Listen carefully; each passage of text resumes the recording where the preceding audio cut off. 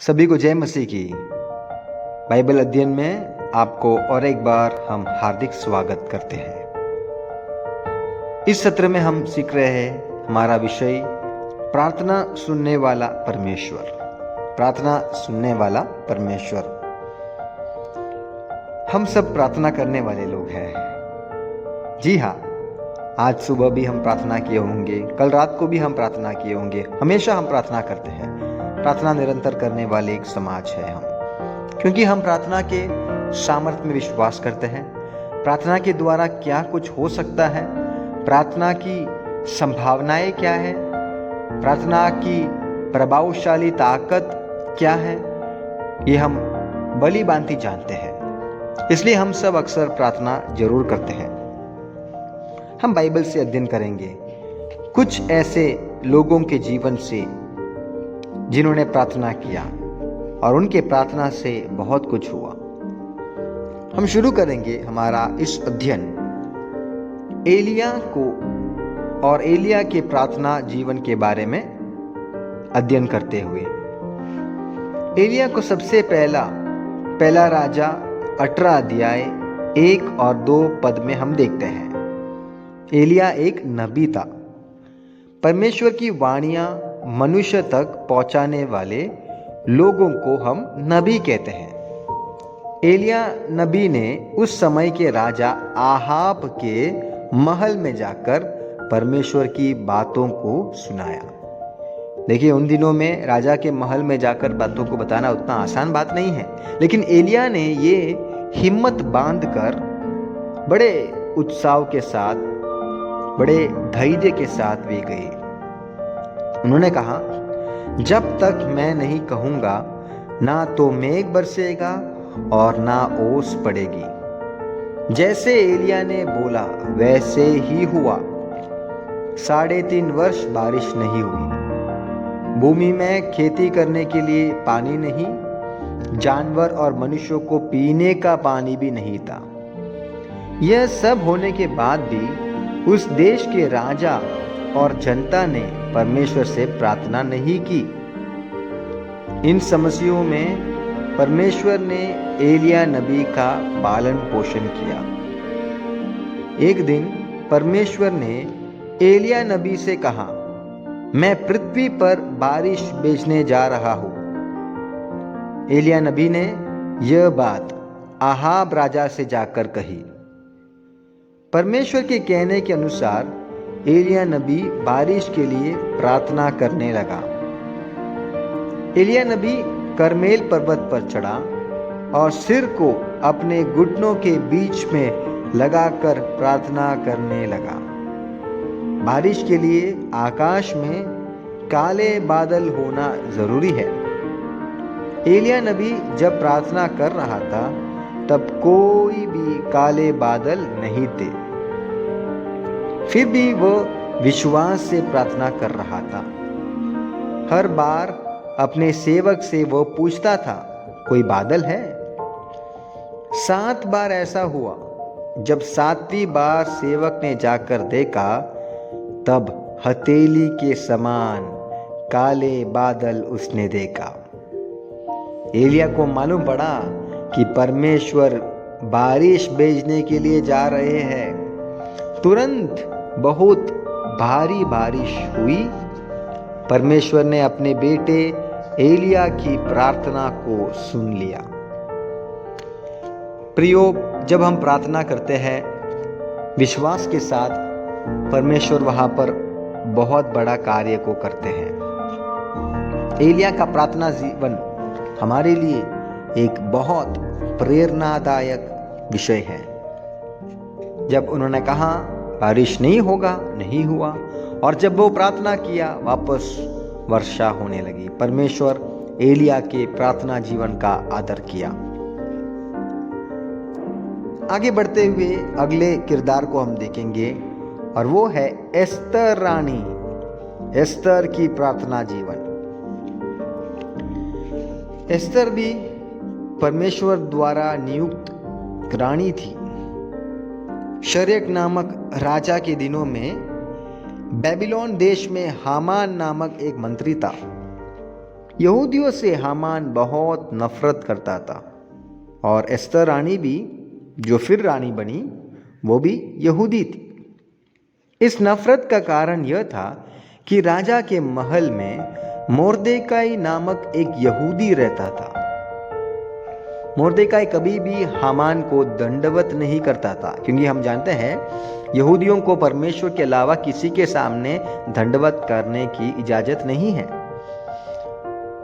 शर्यश राजा की रानी एस्तर थी। रानी एस्तर जो यहूदी थी, राजा उससे बहुत प्यार करता था। इसलिए रानी ने अपने चाचा मोर्देकाई को राजमहल में रहने के लिए इजाजत दी। यहूदी लोग हमेशा परमेश्वर की आराधना करते थे। परमेश्वर की आराधना करने वालों को संकट के समय में परमेश्वर छुड़ाता है। हमने हमारी जिंदगी में कई बार देखे होंगे, जब हम संकट में पुकारते हैं, परमेश्वर हमारे पास आते हैं। परमेश्वर हमारे प्रार्थनाओं को सुनते हैं, हमारे विनतियों को सुनते हैं, हमारे ऊपर तरस खाते हैं। जब कभी भी राजा का मंत्री हामान आता था, तब सब लोग उन्हें दंडवत करते थे। मोर्देकाई ने यहूदी होने के कारण यह निर्णय लिया था कि वह केवल परमेश्वर को ही दंडवत करेगा, किसी मनुष्य के सामने वो दंडवत नहीं करेगा। इस निर्णय से हामान बहुत क्रोधित हुआ। मोर्देकाई समत सारे यहूदियों को मार डालने का हामान ने राजा से आज्ञा पाई। सारे इस्राएल जाति को मार डालने के लिए राजा ने आज्ञा भी दी।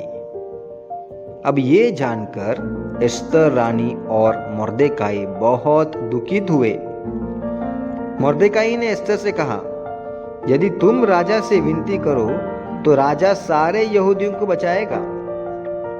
रानी होने पर भी बिना इजाजत राज दरबार में जाना एस्तर के लिए संभव नहीं था। बिना इजाजत के राजमहल में जाने से एस्तर की जान खतरे में पड़ सकती थी, क्योंकि राजा किसी को भी मार सकता था। इस कारण एस्तर प्रार्थना करने लगी।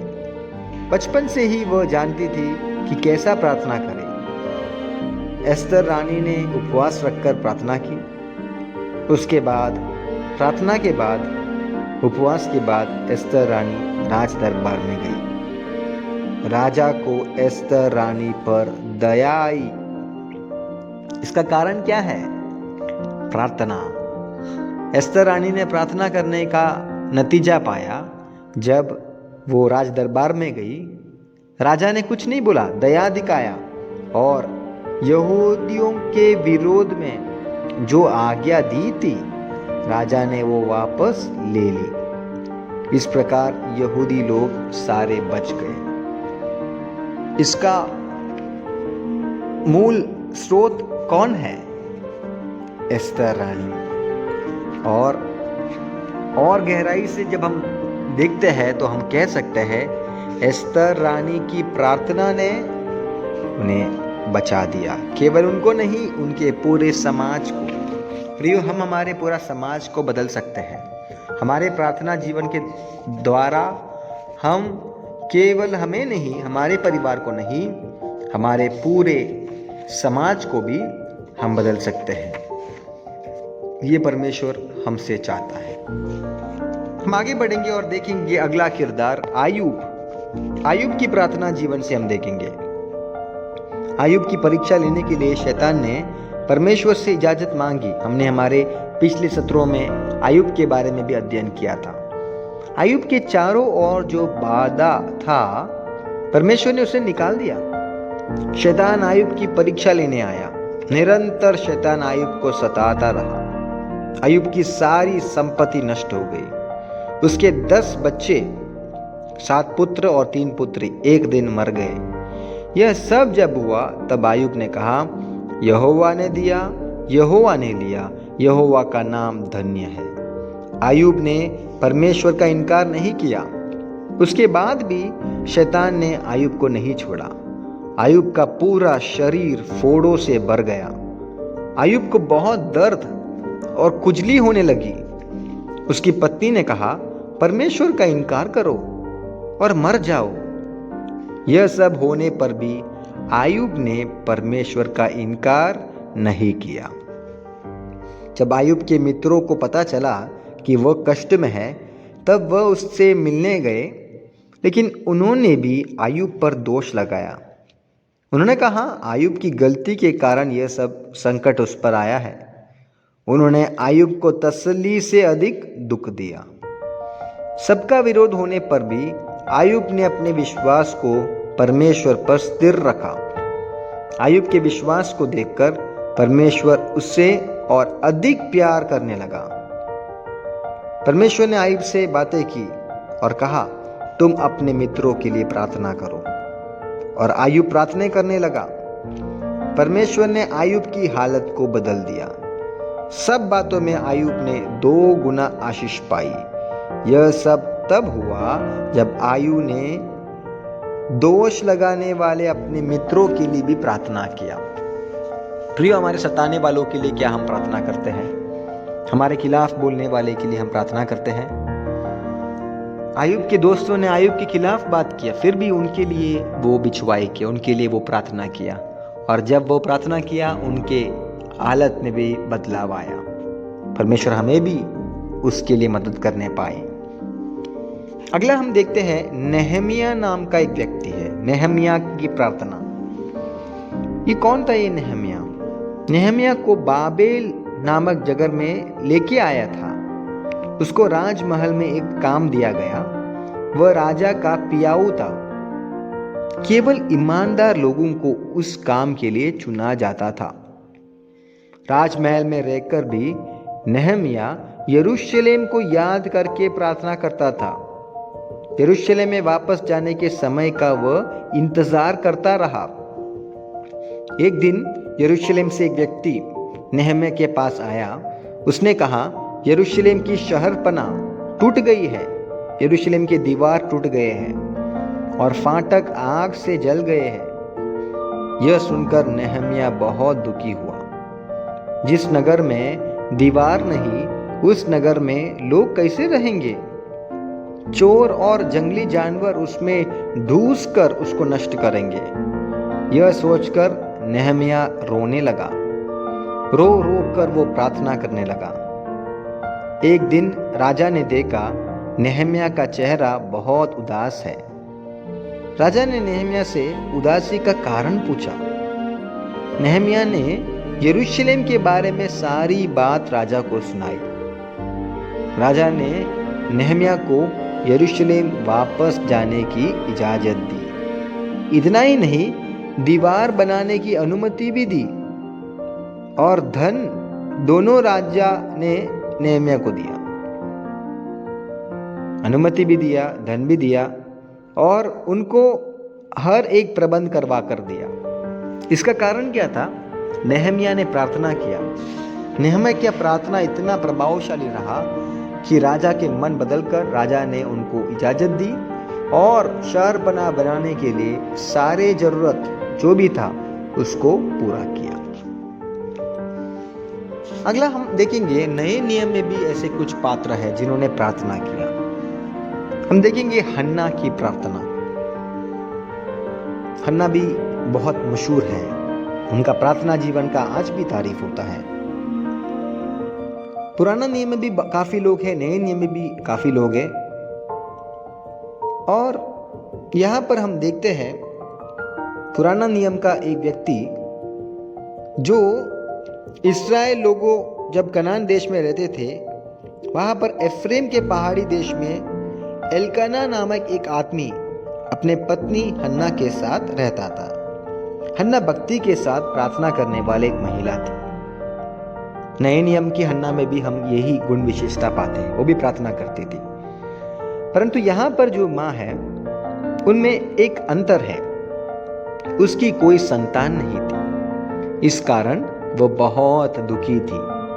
जब कभी वह आराधनालय में आती थी, तब रो रो कर प्रार्थना करती थी। सब लोगों के आराधनालय से जाने के बाद भी वह एकांत में प्रार्थना करती ही थी। एक दिन उसके प्रार्थना करने के उस समय में वहां का याजक एली नाम का याजक था, वो वहां पर आया। उसकी धीमी आवाज में रोककर प्रार्थना करने के कारण याजक एली को समझ में नहीं आया कि भाई क्या चल रहा है, किस बात के लिए वह प्रार्थना कर रही है। उसके पूछने पर हन्ना ने अपना दुख उसको बता दिया। याजक एली ने उससे कहा, परमेश्वर तुम्हारी प्रार्थना का उत्तर देखकर तुम्हें आशीष देगा। हन्ना ने विश्वास किया कि परमेश्वर ने उसकी प्रार्थना को सुना है। परमेश्वर ने हन्ना की प्रार्थना को सुना। उसने एक लड़के को जन्म दिया, उसका नाम शमूएल रखा और हन्ना का दुख दूर हो गया। हम जानते हैं शमूएल एक भविष्यद्वक्ता बना जो इस्राएल में बहुत प्रभावशाली रहा। परमेश्वर के लिए महान कार्य किए हुए एक प्रभु का दास बना। कारण क्या है? माता का प्रार्थना। हन्ना ने प्रार्थना किया और हन्ना की प्रार्थना को परमेश्वर ने सुन लिया। अब हम देखते हैं अगला एक व्यक्ति और वो है प्रेरित पौलुस। प्रेरित पौलुस बहुत ही मशहूर नए नियम का किरदार है। प्रेरित पौलुस ने यीशु के लिए बहुत कार्य किया। पवित्र आत्मा उसके द्वारा काम करता था। बहुत से चमत्कार भी पौलुस के द्वारा प्रभु ने किया। पौलुस एक बहुत धनी व्यक्ति का पुत्र था। पढ़ाई में भी बाकी प्रेरितों से बढ़कर उन्होंने उन्नत शिक्षा पाई हुई थी। जब उसने प्रभु यीशु मसीह पर विश्वास किया तब अपना धन और शिक्षा को भी महत्व नहीं दिया। यीशु के लिए कष्ट उठाने के लिए पौलुस ने अपना जीवन का मकसद बना दिया। सुसमाचार प्रचार करने के कारण बहुत बार उसको कष्ट उठाकर जेल में भी जाना पड़ा। फिर भी सुसमाचार को त्याग कर अपने सुख सुविधाओं में वापस जाने के लिए उसने कभी नहीं चाहा। इस प्रकार प्रभु के लिए कार्य करने वाले पौलुस के जीवन में भी एक कांटा चुभा था।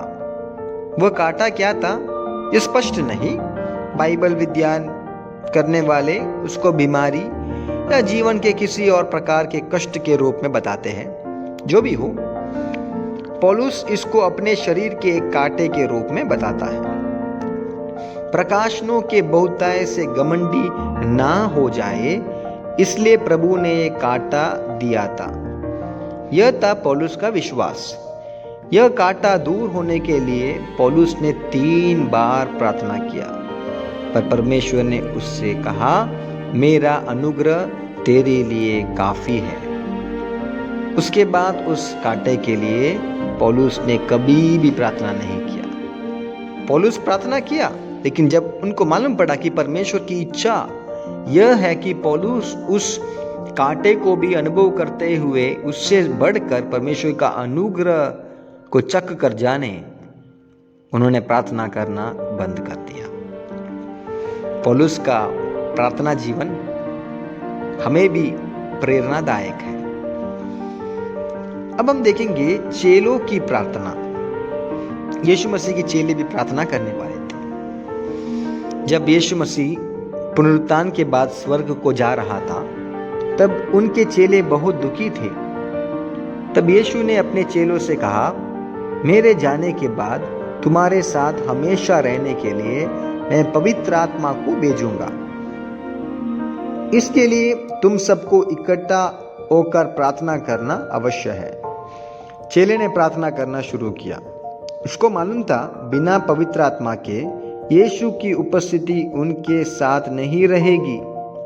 यहूदियों का पर्व पेंतिकोस्त के दिन पवित्र आत्मा सामर्थ्य रूप में उन पर आ गया। बड़ी आंधी की सी सनसनाहट का शब्द हुआ। जिस घर में वो बैठे थे वो जूझ गया। जब उन्होंने देखा, आग की सी एक बड़े जीवे उन्हें दिखाई दी और उसमें से हर एक पर आ ठहरी। उनकी अपनी भाषा छोड़कर स्वर्ग की भाषा में वो बातें करने लगे। सबको बड़ा आनंद हुआ। उनका सब डर दूर हो गया। वे सब हिम्मत वाले बन गए अन्य भाषा का शब्द बाहर के सब लोगों ने सुना। वह सब लोग भागकर आ गए। अलग अलग भाषा बोलने वाले लोगों को चेले जो बोलते थे वह उन्हें समझ में आता था। परमेश्वर के बड़े बड़े कामों की चर्चा को सुनकर सब घबरा गए। इस प्रकार जब चेलों ने एक साथ बैठकर प्रार्थना की तब पवित्र आत्मा आया। प्रिय, हमारे गृह कलसियाओं में, हमारे परिवारों में भी जब हम परिवार होकर, विश्वासी गण होकर साथ में आते हैं, हमें मिलकर प्रार्थना करना है। कैसा प्रार्थना करना है? एकता के साथ प्रार्थना करना है। क्योंकि जब हम एकता के साथ प्रार्थना करते हैं, परमेश्वर हमारे प्रार्थना को जरूर सुनता है, उत्तर देता है, और सबसे महत्वपूर्ण बात, पवित्र आत्मा हमारे ऊपर उंडेलता है। अगला हम देखेंगे युद्ध में जीतने के लिए प्रार्थना। युद्ध के बारे में हम सब जानते हैं, जहां पर बड़ा युद्ध होता है। तो उसी प्रकार पुराना नियम में यहूदा देश का एक प्रबल राजा था जिनका नाम था यहोशापात। अशेरा नामक मूर्तियों का यहोशापात ने अपने देश से हटा दिया। वो इतना उग्र थे, उन्होंने कहा मूर्ति की आराधना हम नहीं करेंगे। इसलिए परमेश्वर ने भी उन्हें बहुत आशीष दी। एक बार 3 देश मिलकर यहोशापात से युद्ध करने के लिए आए। परमेश्वर पर पूर्ण रूप से भरोसा रखने वाला यहोशापात ने अपने देश के लोगों से उपवास में रहकर प्रार्थना करने के लिए कहा। देश के लोगों ने उपवास में बैठकर प्रार्थना की। परमेश्वर ने उनके लिए युद्ध को लड़ा। दुश्मन की सेना हारकर भाग गई। यहूदी लोगों ने युद्ध में विजय प्राप्त की। दुश्मन की सेना की सारी संपत्ति भी उनको मिल गई। प्रार्थना के द्वारा उन्होंने युद्ध को जीता। प्रियो, यहां पर उनके बलबूते से नहीं हुआ, ना तो बल से ना शक्ति से, पर तेरी आत्मा के द्वारा हम वचन में पढ़ते हैं। यहां पर वो युद्ध जीतने का मुख्य कारण यह था उनकी प्रार्थना, उनकी आराधना, उनकी उपासना। जब वो मिलकर परमेश्वर की उपासना, प्रार्थना करने लगे, वहां पर युद्ध में वे जयवंत हुआ। युद्ध जीतने के लिए अवश्य है कि हम भी प्रार्थना में लवलीन रहे। अगला हम देखेंगे योना की प्रार्थना। योना के बारे में हम सब वाकिफ है। अमित्तई के पुत्र योना नामक एक नबी था। एक दिन परमेश्वर ने योना से कहा कि तू जाकर निनवे नगर में प्रचार करना। उधर जाना है तो बड़ा जहाज में बैठकर समुद्र के मार्ग से होकर जाना था। योना नबी को पसंद नहीं था कि वह निनवे में जाकर प्रचार करे, क्योंकि वहां के लोग बहुत दुष्ट थे। इसलिए वो तर्शीश में जाने वाले जहाज में बैठ गया। नींद आने के कारण वह एक कमरे में जाकर सो गया। अचानक समुद्र में एक बड़ा तूफान आया और जहाज डगमगाने लगा। सब लोग डरने लगा। जहाज टूटने पर सब मरेंगे, यह सोचकर लोग इधर उधर भागने लगे। योना यह कुछ भी नहीं जानता था। वह बड़े आराम से सो रहे थे। जहाज के लोगों ने योना को देखकर और कहा, सब लोग प्रार्थना कर रहे हैं, सब लोग को प्रार्थना करना है। सारे लोग अपने अपने देवताओं को पुकार रहे हैं, पर योना वहां पर प्रार्थना नहीं कर रहा है। डर कर योना ने उनसे कहा, मेरा कारण ये तूफान आया है। और वो अंगीकार कर दिया। उन्होंने कहा, इसलिए मुझे उठाकर समुद्र में डाल दो, समुद्र शांत हो जाएगा। उन्होंने योना को समुद्र में फेंक दिया। परमेश्वर के कहने पर एक बड़ी मछली ने योना को निगल लिया। योना इस वक्त मछली के पेट में चला गया। योना को सांस लेने में परेशानी होने लगी। हड्डियां टूटने वाला दर्द होने लगा। इस प्रकार मछली के पेट में रहकर योना ने प्रार्थना की। परमेश्वर को योना पर दया आई। उसने उनकी प्रार्थना सुन लिया। मछली ने योना को किनारे में उगल दिया। उसको कोई हानि नहीं हुई। परमेश्वर की आज्ञा के अनुसार योना ने निनवे में जाकर प्रचार किया। कष्ट के समय में प्रार्थना करने से बहुत ज़्यादा अच्छा है कष्ट आने के पहले हम प्रार्थना करें। योना को इंतजार नहीं करना था, योना को शुरू करना था आज्ञा पालन करते हुए प्रार्थना करने, परंतु वो विलंब कर दिया, वो आज्ञा को नहीं माना, इसलिए कष्ट में परमेश्वर ने उनको डाल दिया और कष्ट के बीच से प्रार्थना करा और परमेश्वर ने दया दर्शाकर परमेश्वर ने योना को उस मछली के पेट से बाहर निकाला और मन फिराव की ओर योना को ले आ गया। प्रियो, हमें इंतजार नहीं करना है कष्ट आने का प्रार्थना शुरू करने के लिए, उसके पहले ही प्रार्थना शुरू करना, हमें आरंभ करना बहुत आवश्यक है। और हमारे इस सत्र के अंतिम भाग की ओर हम आए हैं और वो है बहुत ही प्रसिद्ध बाइबल की प्रार्थना। नए नियम में हम पाते हैं लूका रचित सुसमाचार 18 अध्याय 9 से 14 पद में चुंगी लेने वाला और फरीसी की प्रार्थना। हम जानते हैं ये कहानी जहाँ पर एक बार दो लोग आराधनालय में प्रार्थना करने के लिए गए। एक फरीसी था, दूसरा चुंगी लेने वाला। फरीसी वो लोग होते थे जो हमेशा आराधनालय में जाते हैं और व्यवस्था की पुस्तक दूसरों को सिखाते हैं। इसलिए वो घमंड करते थे कि मैं तो परमेश्वर के वचन को मानने वाला हूं।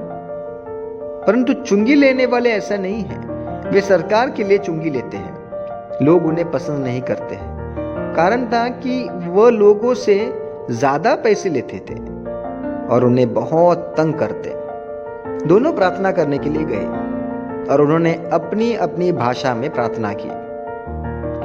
फरीसी की प्रार्थना इस प्रकार थी, हे परमेश्वर, मैं तेरा धन्यवाद करता हूं कि मैं दूसरे मनुष्यों के समान अंधेर करने वाला, अन्यायी और व्यभिचारी नहीं हूं और ना इस चुंगी लेने वाले के समान हूं। मैं सप्ताह में 2 बार उपवास रखता हूं। मैं अपनी सब कमाई का 10वांश भी देता हूं। मुझे आशीष दे। परंतु चुंगी लेने वाले ने दूर खड़े होकर स्वर्ग की ओर आंखें उठाना भी ना चाहा, वरन अपनी छाती पीट पीट कर यह कहा, परमेश्वर, मुझ पापी पर दया कर, मेरे पापों को क्षमा करके मुझे आशीष दे। दोनों की प्रार्थना को परमेश्वर ने सुना, परंतु चुंगी लेने वाले की प्रार्थना को परमेश्वर ने पसंद किया।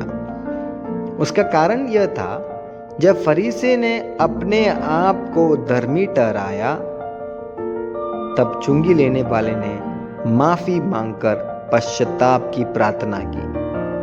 चुंगी लेने वाला आनंद के साथ अपना घर गया, परंतु फरीसी अपने मन की घमंड को न्यौछावर नहीं करते हुए उसी घमंड में आगे ही बढ़ते रहा। प्रियो, हम जब परमेश्वर के पास आते हैं, हम किस प्रकार प्रार्थना करते हैं? चुंगी लेने वाले के समान अपना धार्मिकता को दर्शाते हुए हम पवित्र है जानकर, या उस चुंगी लेने वाले के समान हम प्रार्थना करते हैं? फरीसी के समान प्रार्थना नहीं करते हुए चुंगी लेने वाले के समान हमें प्रार्थना करना है, परमेश्वर, मैं तो इसका काबिल नहीं, मैं योग्य नहीं हूं, मैं पापी हूं, मेरे जीवन में पाप आया है, आप मुझे मेरे पापों से बचाना, आप मुझे क्षमा करना, दया दर्शाना। इस प्रकार जब हम प्रार्थना करते हैं, हम आनंद के साथ जा सकते हैं। परमेश्वर हमारे प्रार्थना को जरूर सुनेगा। तो इस सत्र में हमने प्रार्थना के बारे में काफी बातों को सीखा। कुछ लोगों के जीवन से, कुछ घटनाओं के जीवन से हमने प्रार्थना के बारे में सीखे हैं। प्रार्थना करना हमें सीखना है। जैसा चेलों ने कहा, हे खुदा, हे यीशु, हे नबी, हमें प्रार्थना करना सिखा। जब परमेश्वर हमें प्रार्थना करना सिखाते हैं, तो पवित्र आत्मा से प्रेरित होकर जब हम प्रार्थना करते हैं, हमारे प्रार्थना के द्वारा महान कार्य हो सकता है। हमारा प्रार्थना बहुत ही प्रभावशाली होकर परमेश्वर इस्तेमाल करेगा। हमारे प्रार्थना के द्वारा चिन्ह चमत्कार होगा। हमारे प्रार्थना के द्वारा बीमार व्यक्ति चंगा प्राप्त करेगा। हमारे प्रार्थना के द्वारा दुष्ट आत्मा दूर होगा। हमारे प्रार्थना के द्वारा एक समाज बदलेगा। हमारे प्रार्थना के द्वारा हम कष्ट से बच जाएगा। हमारे प्रार्थना के द्वारा पवित्र आत्मा हमारे ऊपर आएगा।